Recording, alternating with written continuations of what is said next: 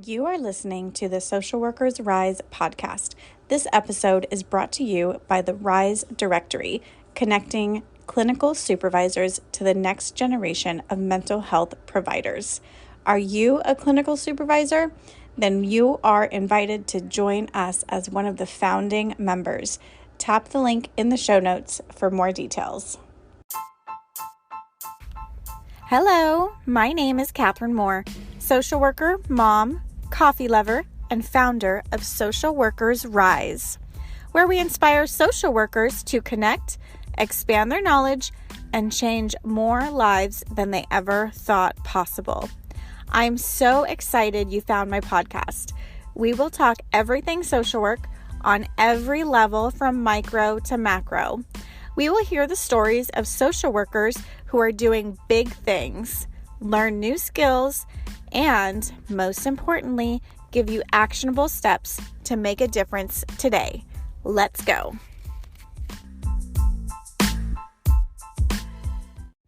Hello, welcome to another episode of Social Workers Rise.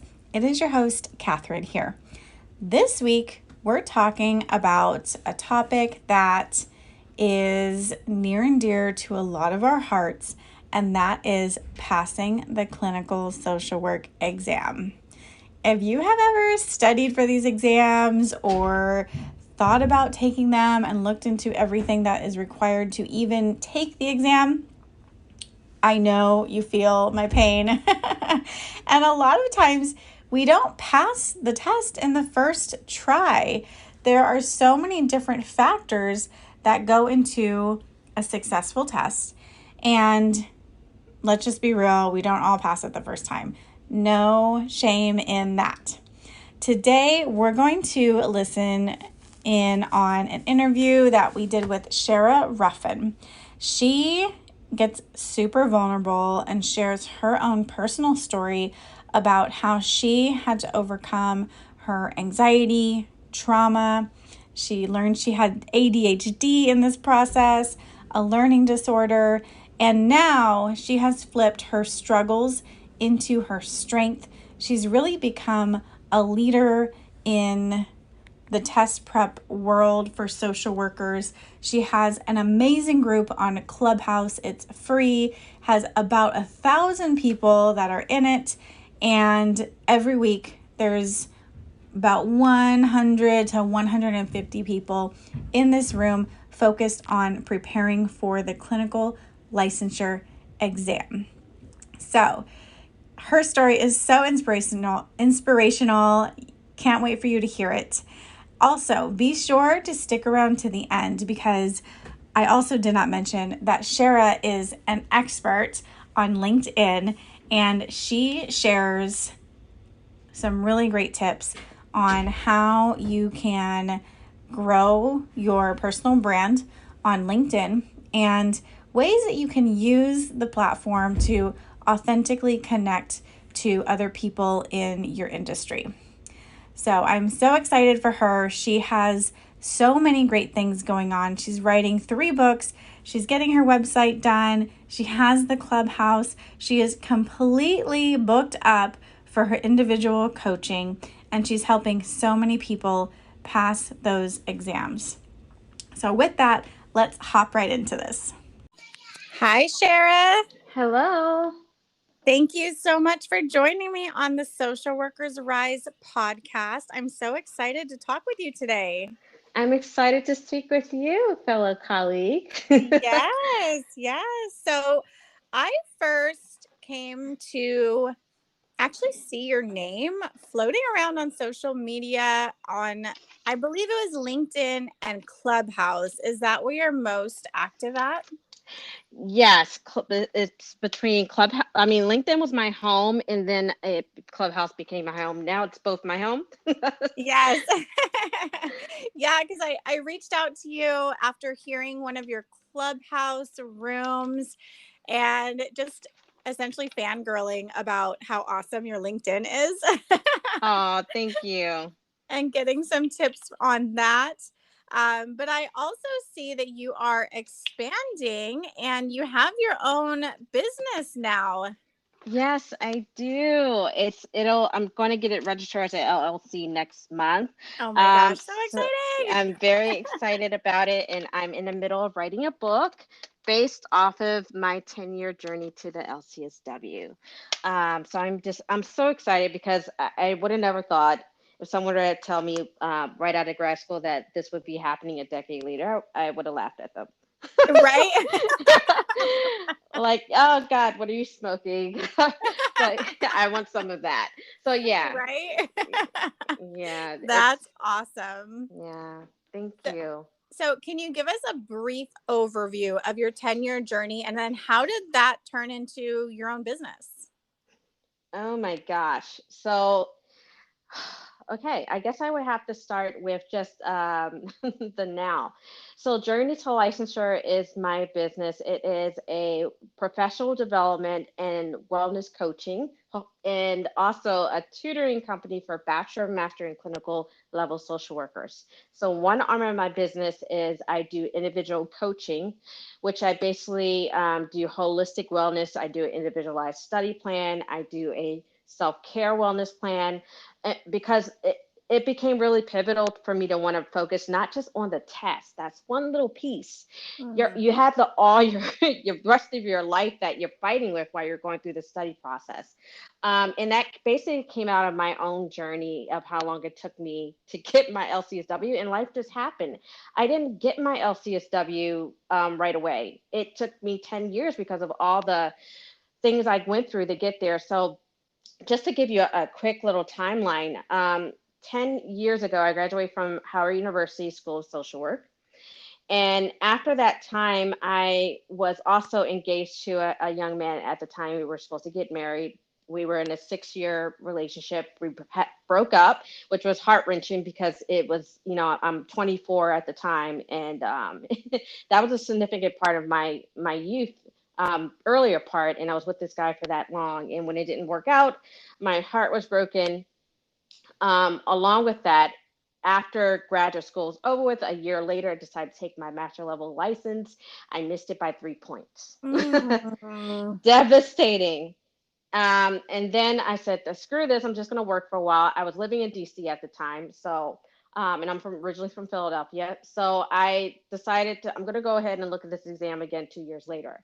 Um, at the time, I was only diagnosed with generalized anxiety disorder and a learning disorder. I was diagnosed at the age of 21, Mhm.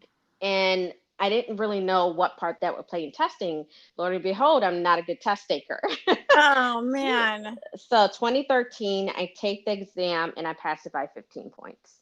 So Yay. yay, I do it, and then life kicks in. I thought I'd find a man in my dream. I get married. It was a military marriage. And it was a very hard one just because me and my ex-husband spent a lot of time apart. And I gave birth to a stillborn daughter during the time he was over in Kabul, Afghanistan, which was devastating. And it was very hard Oh. because he was away and I was really struggling. So when he came back, we went through grief counseling, but it was one of the I want to say pillars that kind of broke the marriage apart. Um, After that, I gave birth to a medically compromised son. So I gave birth to my son Jaden, who at 6 months needed kidney surgery. Um, but he got kidney surgery. But at the time, I am a full-time outpatient therapist. My marriage is falling apart. And I am just really going through depression postpartum because I had to go back to work 4 weeks postpartum. And with this depression, my marriage falling apart and not knowing where to go, trying to keep my marriage together, even though there's no way in the world it would work because my husband is states away. He's in Tennessee, I'm in Philadelphia. And it was really hard because I felt like a single mother married, but I was army wife and I was nowhere near a base. So I didn't have the type of supports that normal military wives would have. So nonetheless, fast forward, 2015, I'm managing single motherhood, postpartum depression, anxiety, trauma, working on a full time job as a professional, and working on my clinical hours.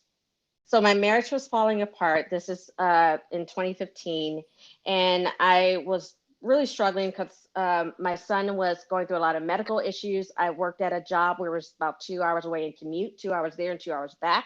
I didn't have a car, so I had to use public transportation.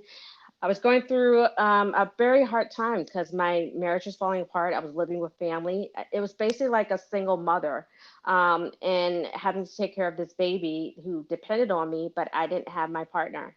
He was states away from me, which was really hard because he was working on retiring. So it was pretty rough. I went through postpartum depression, almost giving up for adoption because of that depression.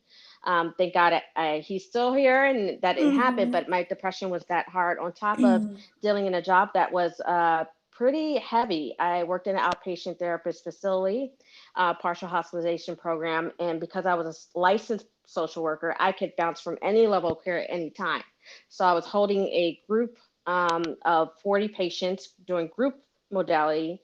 So I'm doing partial day program with long-term mentally ill patients. However, at any given time, not only did I have those patients to deal with, I also had my acute and IOP patients that I had to deal with. Because if a psychotherapist on that side of the building was not there or present, I had to go fill in with them. So two different types of notes, two or three different levels of care. Very stressful. I did that for about 7 years. Oh my gosh. Yes. So if you could just talk about burnout, I love that job because it taught me a lot. I gained a lot of specializations, which I was able to take with me, but it was exhausting. And it went from a public hospital to a private hospital. So their documentation became just horrendous, and the expectations that they would put on us. And it was just high turnover with that.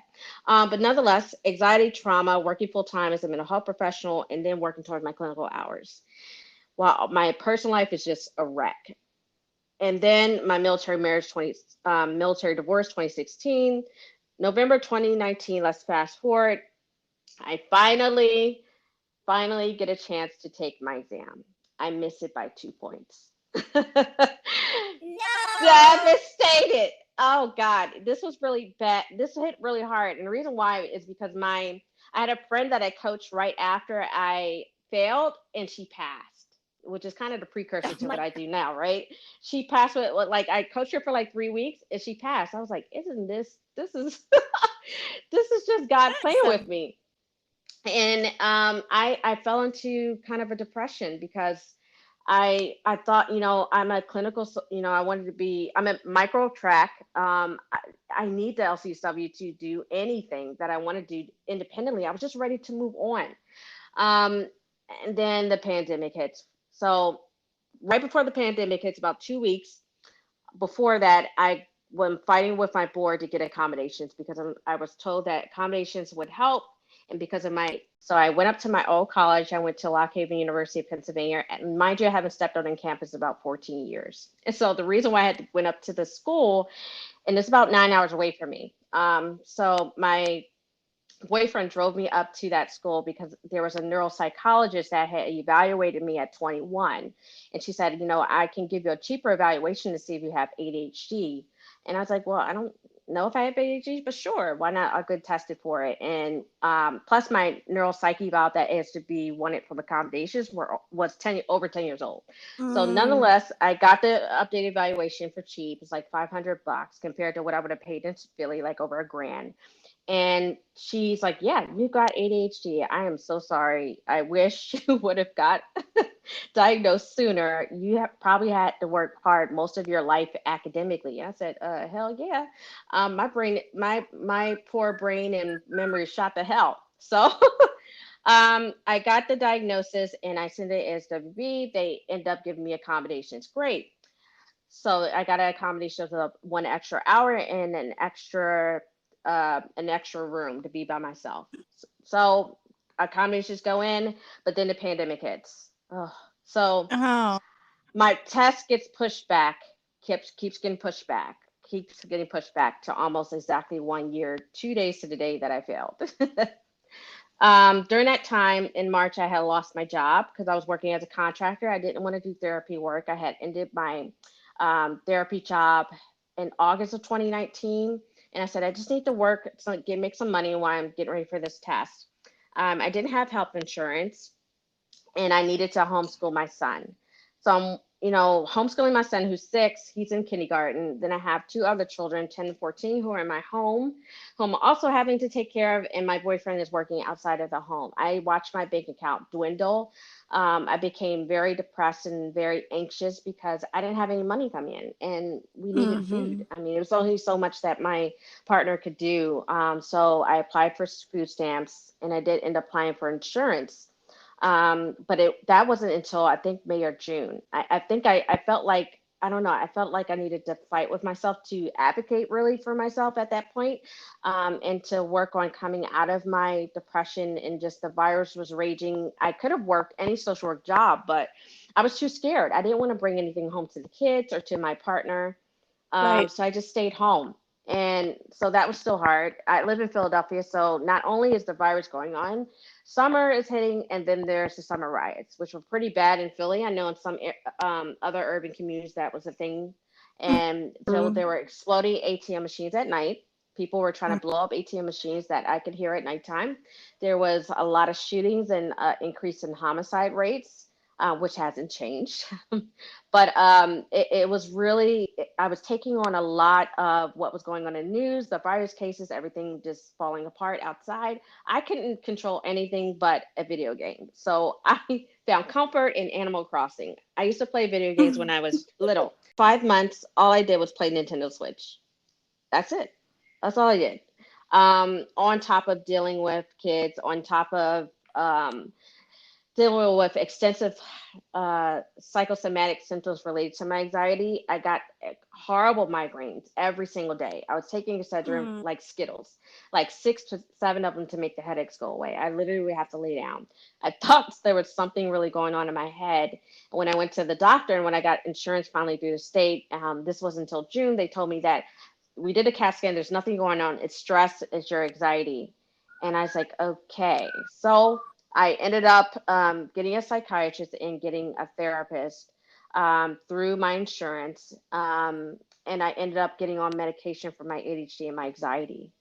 When I did, everything started to kind of fall back into place. My self care, my sleep got a lot better. I was eating better at that point, and I had started treatment. It was the first time in my life I had ever been on medication, by the way.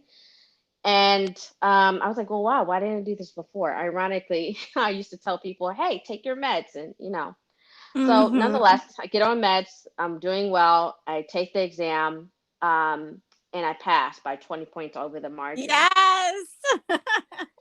So, Oh, so out of all that for you. hell, so I didn't even know what happened. I came to the test room at 1:30, came out at 6 o'clock, and it was like it was dark outside, and I was like, did I really pass?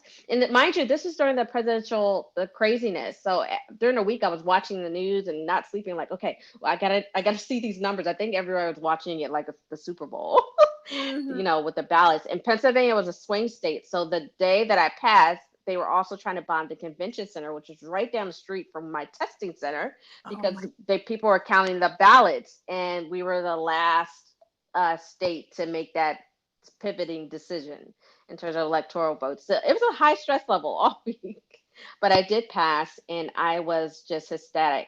So where my business came in is in January, when I'm like, okay, what am I going to do? Go into private practice, or am I going to go into a regular social work job? I had all the qualifications of doing therapy from home. I was a board certified telemental health provider.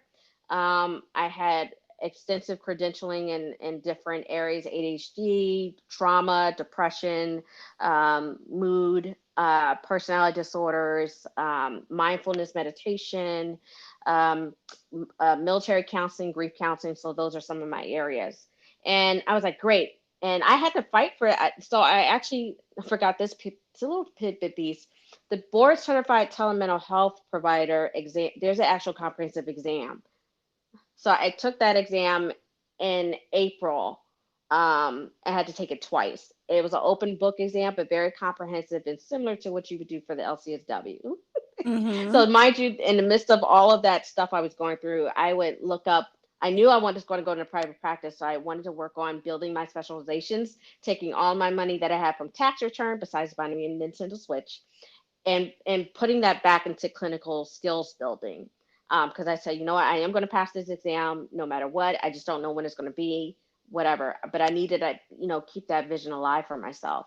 Um, but when I fast forwarding back to present day, January, I take a break, go to Delaware Beach House to celebrate with my family, and Clubhouse was a big thing. So I jumped on there, and I shared my 10-year story that I'm giving you to the Social Work Cafe group, and they were just climbing in terms of, I think, building a social work presence and a community for social workers. I told my story, and I said, hey, I'm going to do some study strategy sessions about what I did to pass. So I did a couple of sessions in there every Monday. And then as I kept keeping these sessions, and they kept growing and growing, and more people started talking about, the sessions, and saying, and they were actually passing from just this little group that I was doing. So I decided, you know what, maybe I should turn this into a club. So I think around the time was it February, March, when Clubhouse opened up to say, hey, you can have your own club. I end up doing a study strategy group for just the bachelor's, master's, and clinical exam, no more than 2 hours on Clubhouse every Monday. I meet a friend. His name's Jaron, who is the co-founder of my business, because he was the one who encouraged me to tell my story in the first place in January. And he's more of a he's just more of a someone to be my I guess cheerleader. And so he's usually in the Clubhouse room to support me. And now we're at about almost 100 members, and it's growing even more. People are talking about it in the Facebook study groups, and there are literally people passing from just being in that group and getting that support. We've had social workers from the bachelor's, master's, clinical level pass. And I said, you know what, this is something, maybe this is my calling. Maybe I should, take my story and turn it into business. And then I changed the group from study prep to journey to licensure, because I had to think about what was my why. This was my journey, and it was built around my license. So that's what I called it. And that's what it is today. So I now provide individual coaching. I'm about to launch a masterclass next week doing group coaching, and I have the Clubhouse group, and I'm also writing a book. So it's all organic in terms of how it's happening, but I would have never thought any of this. So yeah, that's the long-winded version of my story. Yes, that is quite a story and definitely inspirational to anyone listening who has struggled with passing the clinical exam. Just listening to your story, just know, don't give up. It is possible. Do you want to make your own podcast? Spotify has a platform that lets you make one super easily, then distribute it everywhere and even earn money all in one place for free. It's called Spotify for Podcasters. And this is the platform that I use because it makes it so simple to record and distribute your podcast all in one place using your cell phone. What you need to do is download the Spotify for Podcasters app or go to www.spotify.com/podcasters to get started.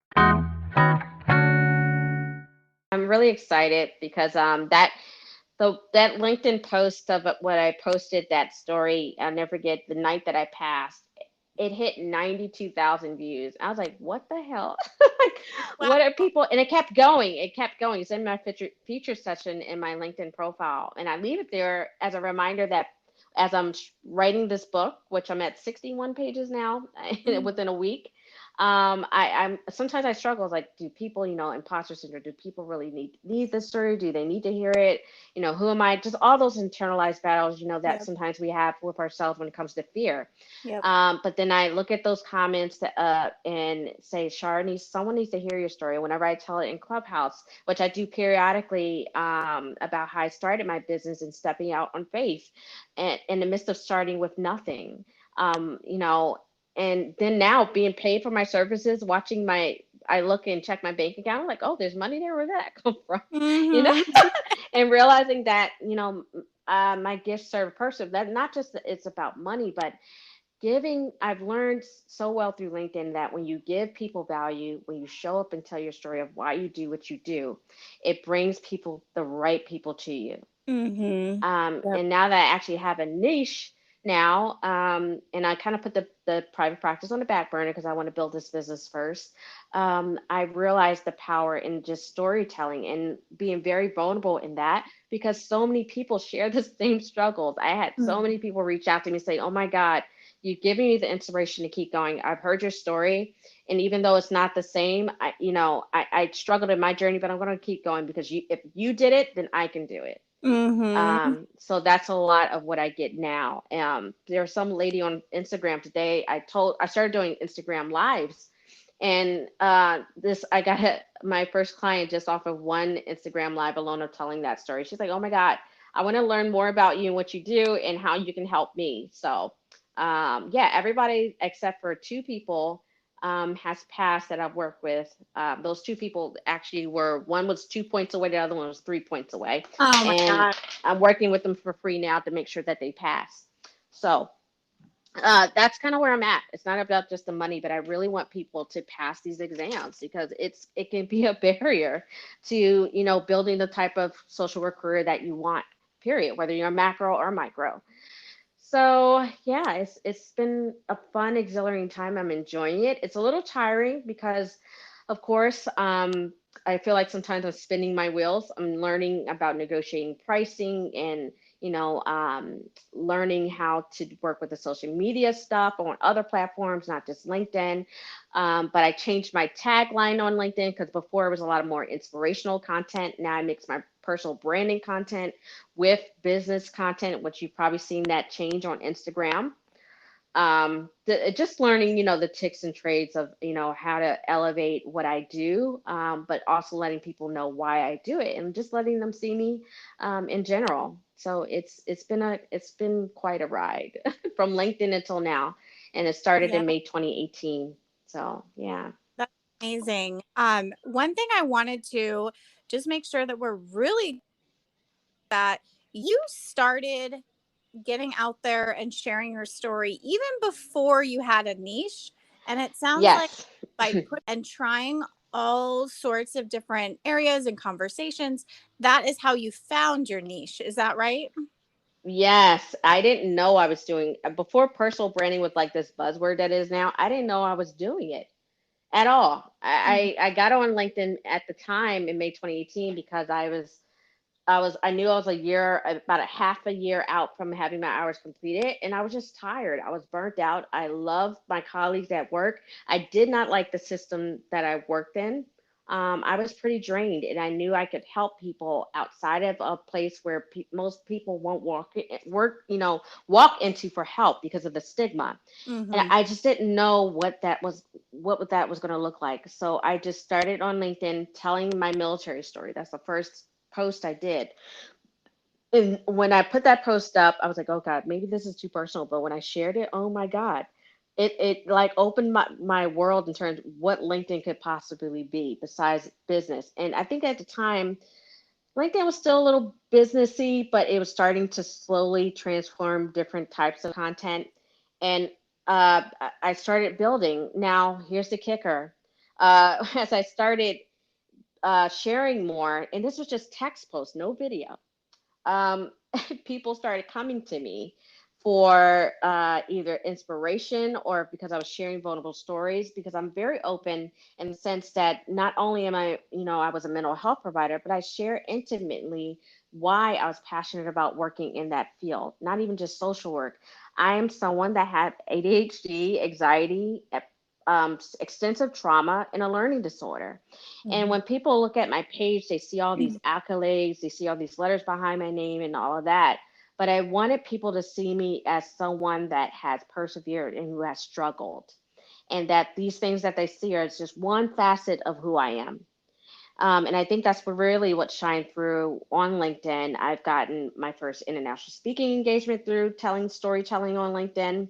I got a book coach, mysteriously got a book coach who I didn't ask for in 2018. And he coached me for one summer, and it led to 600 audio transcriptions and two books Wow. that I didn't even know I had in me. And it was just weird because I'm not in contact with them now. It's so odd. It's like, I felt like someone came into my life at a time that they could see something in me and gave me what I needed, and they just disappeared. It was so Mm-hmm. weird. Mm-hmm. And then after that, I met this LinkedIn giant about a year ago. Her name is Shanae Moray. She has almost 1 million followers on LinkedIn. So I started following her. I'm like, who's this lady? And she said, your profile is great, but no one knows you in a way that you could build trust and build your community. You need to let people see you. I was already sitting at, when I met her a year ago, 30,000 connections and following. Mm-hmm. And but she says, you're not using this community. You need to branch out. You need to be on video for 90 days. I said, what? Uh, excuse me, 90 days, doing a video every day. That's too much. And I didn't say anything. I said, sure. Maybe she has the time to do this. I don't. And but I trusted. I ended up getting on there. I said, what do I have to lose? So I got on there and started doing video. Oh my God. When I started doing video, since that time up till now, my following has tripled. My community has doubled. People, whenever I get on like doing like little LinkedIn chats with people or video, there's like, I feel like I know you because I see you all the time. Mm-hmm. People have seen me in hospital gowns. They've seen me with my son. They've seen me in bed with him. Like so he'll ask me, "Mommy, come in my twin bed, my car bed, so we can, watch a movie together." People have seen me every day for a year in different capacities, and they literally look for me. If I don't post, somebody will send me a message say, "Hey, you didn't post a video today. What's going on?" And I'll usually have to come on and say, "I have a migraine. I'll Oh. get back to you soon." Like literally, it's amazing when you build trust and people look for you every day. They Mm-hmm. expect to see you, and it's a different type of connection. So yeah, it's been an amazing ride. I Does that can honestly say that. does that put pressure on you though? Like, oh man, I gotta talk today, or No, no? no. What do you Mm-mm. talk about for 90 days straight? Like, tell us. I Some people plan their content. I don't. I never have. And I think that's probably, I mean, I plan my business content now. Like I use Hootsuite. You'll see those curated professional uh, journey to licensure quote pieces that someone else builds for me. But I usually build my own story into them. You'll always see stories attached to my posts, always, because I do a lot of storytelling. I wake up and I tell whatever's on my mind, like literally. I don't, and that's something that I struggled with for a very long time. There were days when I would post and I'm like, I don't know what to talk about. But when I know when I'm my most authentic self, when I share something that's on my mind Mm. in the moment that I'm feeling. I had a friend of mine that got murdered 2 weeks ago. I shared that on LinkedIn because I was really distraught of all the homicide violence in Philadelphia, and because it was a young black man coming home from work at 3 o'clock in the Oh, morning, he was shot twice and left for dead. oh my gosh. So I was struggling with that, and someone is one thing to intellectualize, but it's something else to feel, and I wanted to share that on LinkedIn, and I got a lot of support, but I didn't do that to say, oh, woe is me. I did it because that is the reality of what's going on in our world right now. Yeah, So those are the things that I talk about. It's when I do videos now, it's not perfect, it's not curated, but I think that's what people want to see out of this pandemic. People really want to connect to people, not your title, not what you do. That comes later. People need to be able to see you, and so many people ask me, how do you just come on and speak? I said it took practice, confidence, talking to pretending you're talking to one person. I never think I'm talking to almost 40,000 people on LinkedIn when I do my video. I pretend I'm talking to one person. That's it. yeah, So I still wonder like why are people following me? And it triples every day. And I'm like, oh, okay. But you'd be amazed. You never know who's watching you. You just have to be consistent. And I think that goes with any platform that you use. definitely. Yeah, I tried I tried scheduling out my posts too, and it like trying to sit down and be like, okay, let me write out 7 posts. It just wasn't, I didn't like it. I didn't. And so, Oh no, I had somebody else do that for yeah. me. But now whenever I do post, it's genuine and authentic. Like today, it's a national, awareness day or whatever. So I'm like, what can I speak on this subject? And then how can I tie my personal experience, or how can I relate it back to, Hmm. my career as a social worker, or maybe what other social workers need or want to hear, or what I needed to hear when I was first starting out. Yes, that's so important. So what I'm Yeah. getting from you, just to summarize, because you really gave some amazing tips for LinkedIn networking. It's just share your personal story, show up consistently. Don't be scared to be vulnerable. Speak what you're feeling, and speak what you're feeling as if you're talking to just one person. Yes, very, very. I think that's key. And it's, being vulnerable is it's going to be different for everybody. I mean, the most most probably embarrassing put out there post I ever did was talking about how my husband had a baby during our marriage that I didn't find out until after the divorce. There was a lady that reached out to me on Facebook, and I shared this on LinkedIn, and people, because of the way I framed it, people actually were very receptive to it. So I talked about the power of forgiveness and Hmm. letting go of toxicity. And I said I was on forgiveness. I was on a call with my ex-husband's mistress for 5 hours. They were like, "What? What do you mean?" Um, and so she reached out to me. She said, "I just want my daughter to know her other siblings." I was like, "What?" Oh, So we had a 5 hour conversation, and we laughed, we talked, we just everything connected, and I was able to connect the dots about what was going on with my husband at the time. It also let me know that, when marriages fall apart, when relationships, fall apart, when things fall apart in general, there's always a reason for it, even if you don't see that reason right away. It may not be revealed to you until later, but there is a reason. And thank God I listened to my intuition on that one, because it was a train wreck. And she's kind of cemented what I already knew but can prove. right. Wow. So, and best believe that's in my book. Yep, that's supposed to be in there. Yep, yep, dedicate that to him. I love it. Do you have a release date for your book? I'm looking at the end of the summer going into the fall, looking at a fall release. Okay.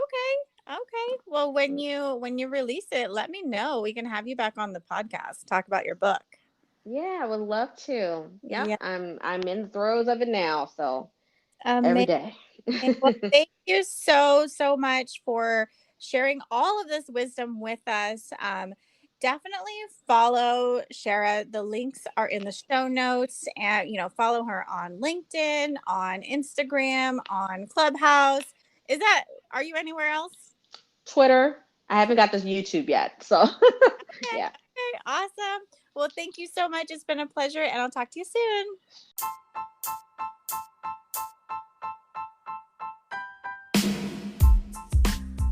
Thank you so much for listening to another episode of Social Workers Rise. If this episode helped you, please help me spread the word by leaving a review wherever you listen to your podcast, and share that you're listening. Tag me on social media. I love it. I will repost and reshare. I love it. Social currency is free, but it is so valuable. Also, I'd love to hear from you on Instagram. I really do respond. I really do love it when you give me your feedback. Lastly, this is not therapeutic advice or business advice or any other kind of personalized advice. To get that, you definitely need me as your coach. So please, again, reach out to me on Instagram. I can't wait till next week. I will see you then. All the love. Bye.